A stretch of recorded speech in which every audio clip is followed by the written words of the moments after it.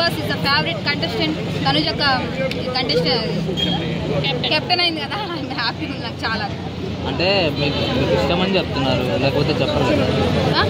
అంటే మీరు big boss ఇంతమంది రాని ఫీలింగ్ తనుజకు వచ్చినప్పుడు ఎందుకైంది? ఆమె మీద ఉన్న ఇష్టం అభిమానం కాబట్టి ఇన్ని రోజులు అయినా లేని ఆనందం ఇప్పుడు అయింది కాబట్టి ఆమె నచ్చింది కాబట్టి కెప్టెన్ అయింది, హ్యాపీ. ఎందుకు డిమోన్ పవన్ చేతులు వేసిందని చెప్పి లేనిపోని రచ్చపెట్టుకుంటుంది. పోయినసారేమో కళ్యాణ్ చేతులు వేస్తే ఏరా అని వేపించుకుంది. డిమోన్ పవన్ ఎందుకు అట్లా మిస్అండర్స్టాండ్ చేసి నెగిటివ్ చేయాలనుకుంటుంది? డెమన్ పవన్ ఏంటానికి అని వేయించుకున్న వాళ్ళ చేతులు వేయించుకుంటుంది ఏంటక్క? ఆమెకి ఇష్టం లేదు, వేయించుకోలేదు అంతే. ఇప్పుడు రీతులాగా దా అనుకుంటే వేయించుకుంటుందా? ఆమె క్యారెక్టర్ అది. అందుకే నేను చెప్తున్నాగా తనుజక్కలు ఎందుకు నచ్చింది అంటారు కదా.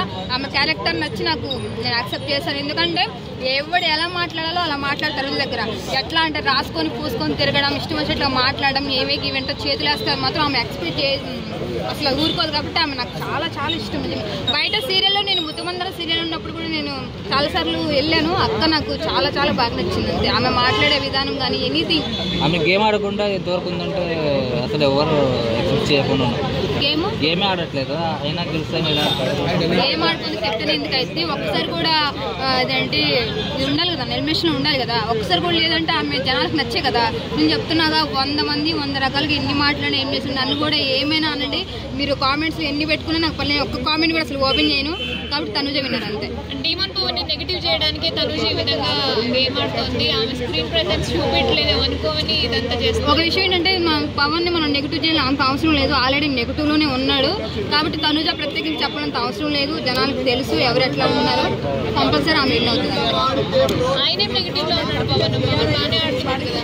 అక్కడ చిన్న పిల్లలు అడిగినా చెప్తారు అక్క ఏ రిలేషన్ లో ఉన్నారు, ఏం చేస్తారు, బిగ్ బాస్కి వెళ్ళి ఎంతగానో చేస్తున్నారో జనాలకు తెలుసు, చూస్తున్నారు కాబట్టి ప్రత్యేకించి చెప్పడంత అవసరం లేదు.